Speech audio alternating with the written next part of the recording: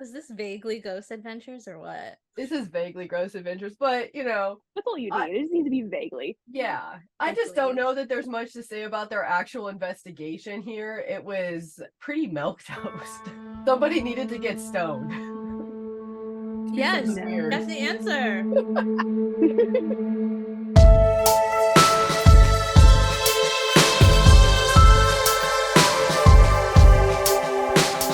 Hello, and welcome to another episode of A Ghost in a Magazine. I'm Steph. And I'm Elle.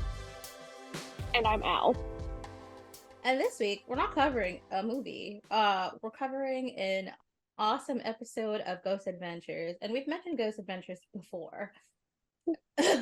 Not in a nice way. No, never in a good way. No. But Okay, I have a question. Right off the bat.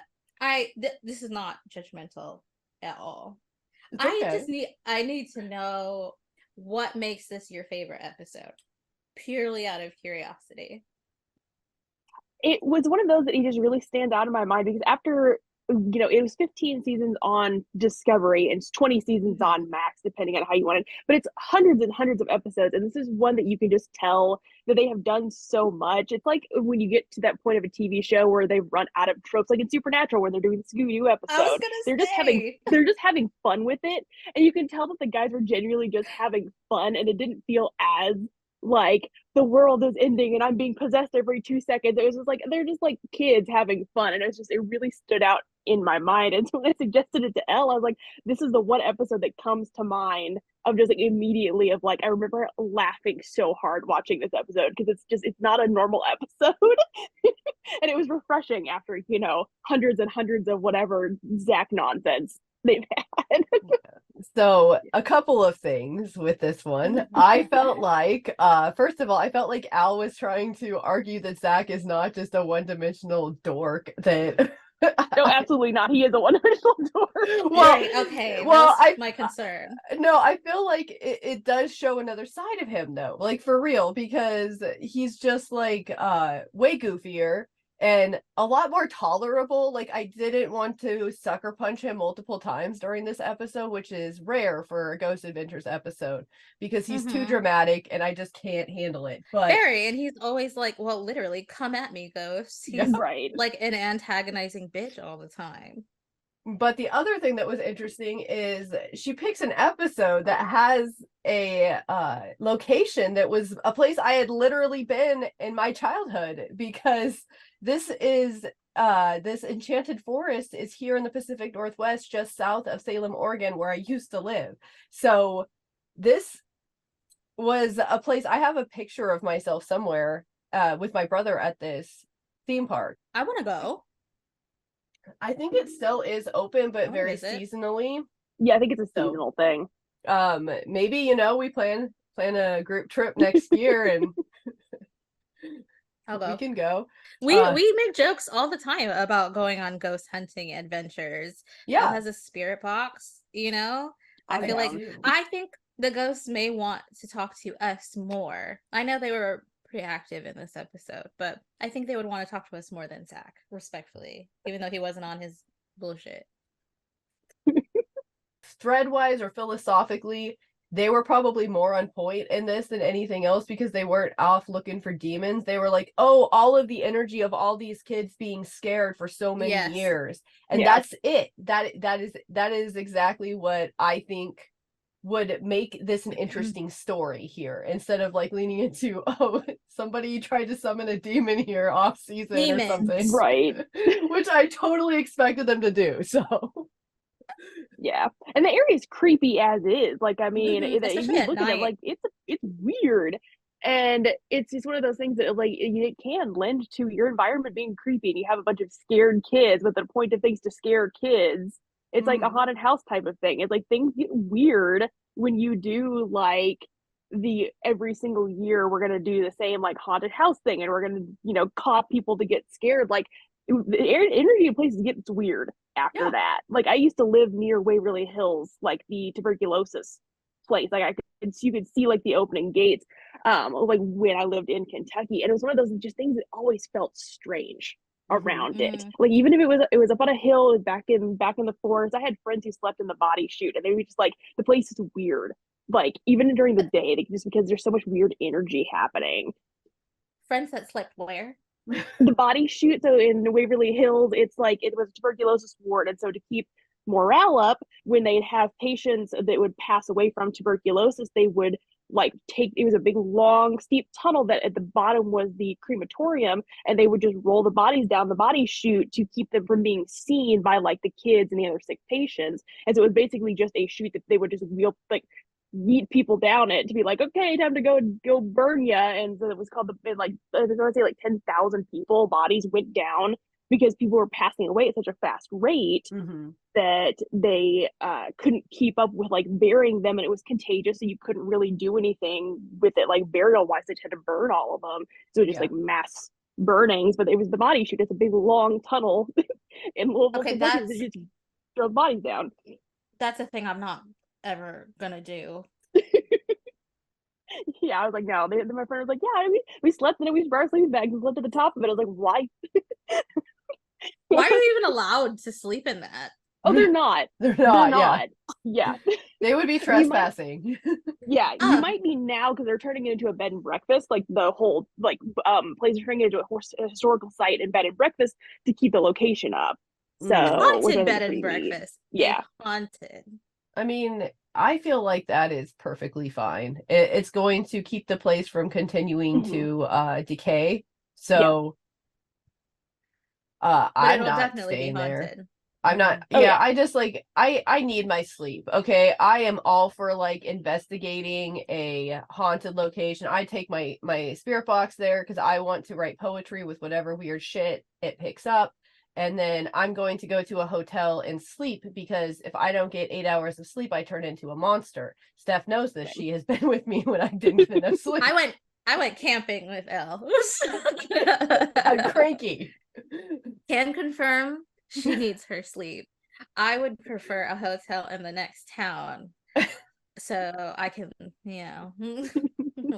leave the business over there and go to sleep. It's just about clearing your energy out, clearing your mind out, because it's all internal. And that's the thing about, again, this, especially Aaron going back to a place where like, yeah, he's gonna get freaked out. Yeah, things are gonna happen to him because he's expecting it. So yeah.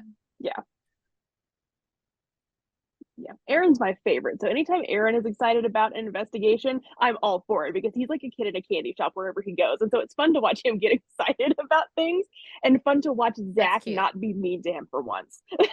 Which was like one of the things I liked about this episode. He wasn't mean to Aaron. He's always like throwing Aaron in places and locking the door. And Aaron was just like free to just do whatever Aaron does in this episode. So that's mean. That's like mean older sibling behavior. My sister just told a story on Thanksgiving about how I tricked her into getting into a storage container and then I sat on the lid. That's rude. I probably did that to my brother too. Another thing I appreciated about Aaron is him and his sister look exactly alike, just like in different fonts. And I was like, yes, me and Nathan are exactly like that. When I met Nate Dogg, I was like, wow. Yeah. Same.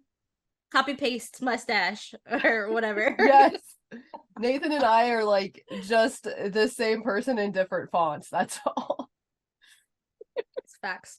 I didn't realize how many times I was like, it's been a while since I've watched Ghost Adventures. Like I used to religiously watch it every single time it would come out. Ghost Adventures, Ghost Hunters, and Destination Fear. Anytime a new episode would be out, I was on Ghost it. Hunters.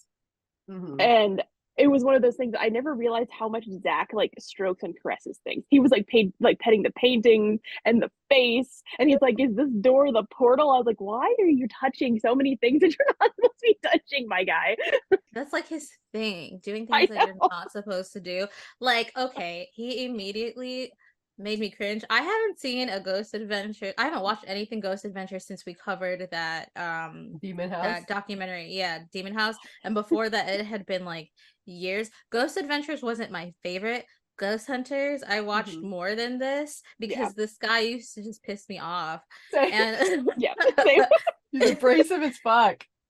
Also, he's cringy. Literally, he kept cutting that old man off when he's trying to give him the history, and then he gets on the back of his scoot and puts his legs. You're making this old man scoot you uphill. That's so fucking rude.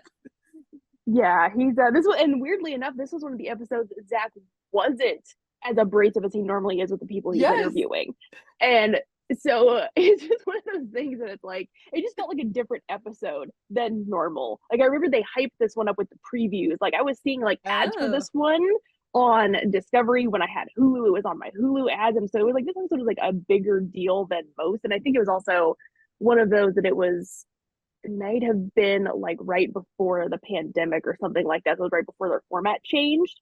And the things got weird after the pandemic happened and the formatting changed because they were only doing house calls. They were doing house call episodes after that because it was a whole new experience. But yeah, it was just this episode is just it's very funny. It's so funny and not in like a haha this is weird kind of way. It's like this is genuinely like a bunch of wow. dorks.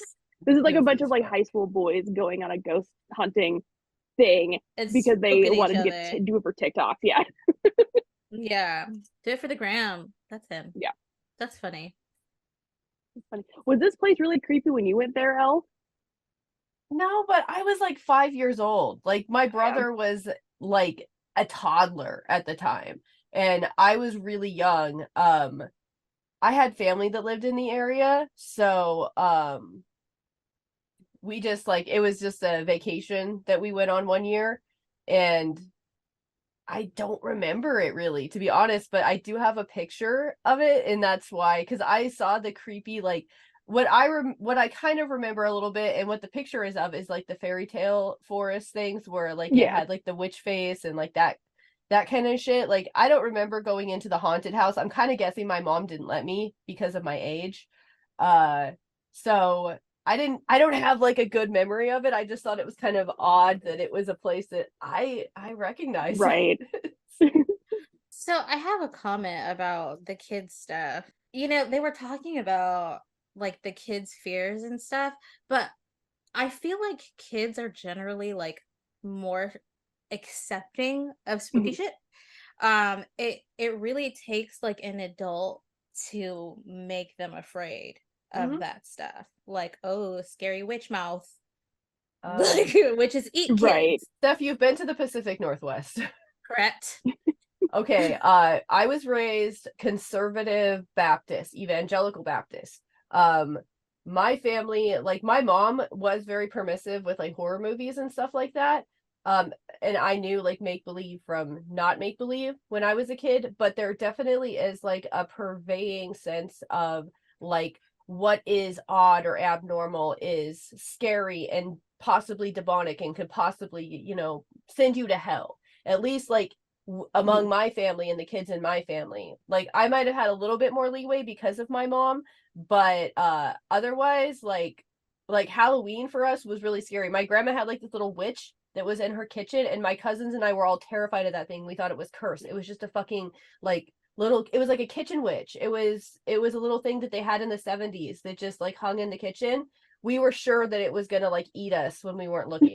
So like I think that yeah, kids are more accepting, but I do think that especially like if you grew up in the rural Pacific Northwest in the, 70s, 80s, 90s with religious families, like this imagery is going to scare you. So, yes, the religious families is actually a big point. I was just talking to Freddie about how the Spanish Pentecostal church scarred me in certain ways. So one of them is that I always say God bless you instead of bless you when people sneeze. Mhm. And it's because someone in the church literally like snapped at me when I was a kid. And it was so aggressive that I still carry this in my 30s, that only God has the power to bless people. So you have to say God bless you. It doesn't count if you say bless you.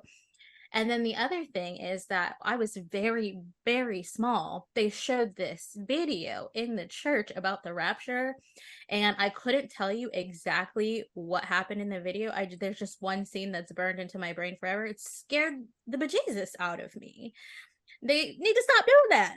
Yeah. it's one of those things that like there's nothing weirdly scarier to me. Because I was doing an interview thing of like, which would you rather prefer, like not ever get to go to outer space or and live through the rapture or something like that. And I was like, well, that's like my two things. I want to go to outer space. The rapture was the scariest thing growing up Southern Baptist in the Bible Belt in the Midwest. Like, and Yeah. to me, and like and the funniest thing is to me, since that's scary for me, I'm worried about my cat. Like, what's gonna happen to her when I go? And I found on TikTok, this is so off the rails, but there's actually a company that you can have like atheists and non-Christian like people, you can sign up and become pen pals with them to know emergency stuff for your pet in case the rapture does happen. And so you can have like a rapture buddy for your pet. And I think that is just the nicest like thing on the planet. I want to be a rapture buddy. Right. I was like, that's such a nice like thing to be like accepting of like, yeah, this is something that you all believe, but we also love your cat. So we want to make sure that your cat and your dog are taken care of if something weird does happen to you. And I'm like, that is so sign me up. I would do that. Right? I'm so agnostic. I actually have friends because I am still a Christian. I'm very love Christian light, but it's one of the things. I have a friend who is an atheist who like promised me that he'd come take care of my cat if something weird happened. He's like, yeah, if something just if people just vanish all day, then you'll just come over and take care of your cat because I like your cat. I was like, cool. Thanks. It's not supposed to be scary. Like, no. It's not supposed to be scary. I don't understand why they do that. Like all of it is just we're gonna scare you into doing what we tell you to do. Yeah. And I think the other thing too is that like when you have to think about like for the Enchanted Forest type of stuff, of the stuff that was scary, is it was also all built by someone in the 70s when like things were trippy and weird anyway. Like the Alice in Wonderland stuff was so weird and trippy, but that was very much like what it was for the aesthetic of the time.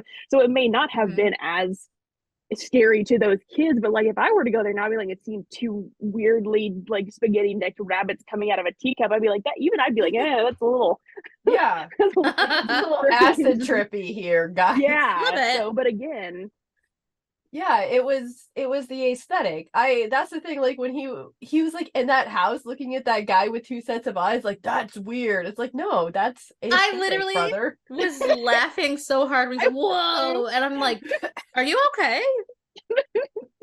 He was experiencing it through the eyes of a child. Okay. Yeah. That's about all the more brain cells he's got anyway. Or someone who has done copious amount of drugs and they just kicked in before they saw that two-eyed man. I wonder if he takes an edible before he does this. That is the only way I think you should ghost hunt. See, this is Steph and I's pitch for a ghost hunting show.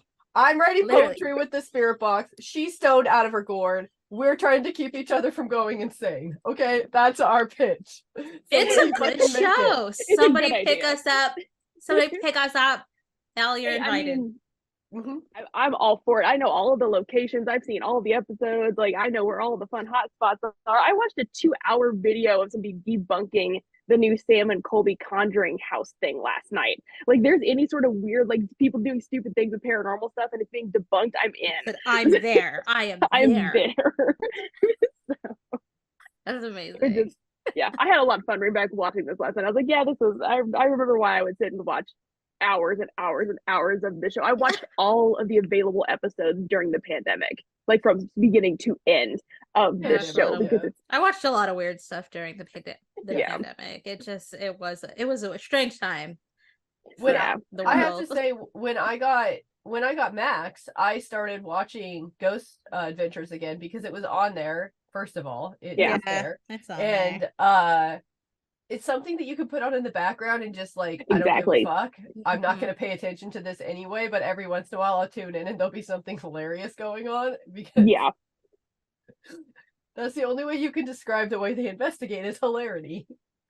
Yeah. And it's like, and there's one thing happens and then the sun comes back up. That's how every episode ends. It's like things start to ramp up, the sun comes up and then they're done.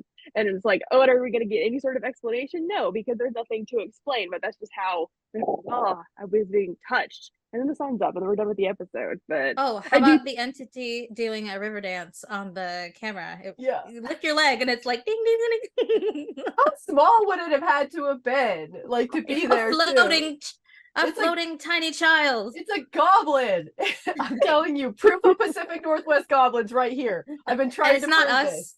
It's not us in a mask this time. I do have a mask, and I do go out in the woods to try to scare people. Can confirm.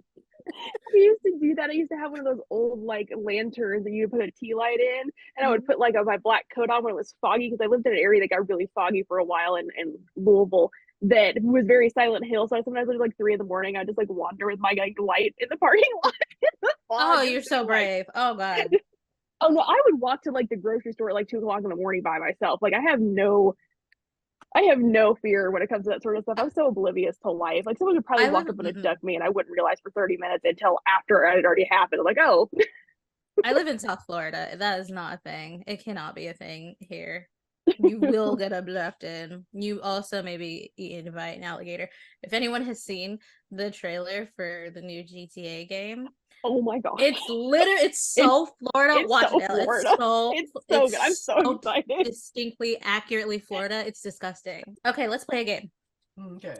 If we three were to go to the Enchanted Forest, how would we ghost explore? Let's set a plan for this episode. I mean, plan of attack. Obviously, I've got this bitch. Hell yeah. Yes. Hell yeah. It's popped into my ear, and I just threw everything in my basket out, and I'm listening, and I'm writing poetry. I'm walking through. Cool. Do we offer the ghosts snacks? Do ghosts enjoy being offered snacks even though they can't eat them? I feel like, an offering would be a good idea. Right? There's a family at the funeral home that I work at that will bring in like boxes of pizza and leave it in front of the mazo for the decedent, and then they'll sit and they'll like eat with it, and then they'll say like half a pizza box just like on the floor. And I like that. I would definitely offer, and I think that we would have a very pleasant experience, and they would be saying things like "yas" in the spirit box. I'd have one of those like really really shitty Polaroid cameras. I'd be taking pictures of everything and like pointing out things that are obviously not ghosts, but pretending that they are. And like, can you see the eyes? Can you see floating speck of dust? That is an entity. This is an entity, and it's manifesting by the witch's mouth. She coughed it out. Can you see? It's spooky mucus.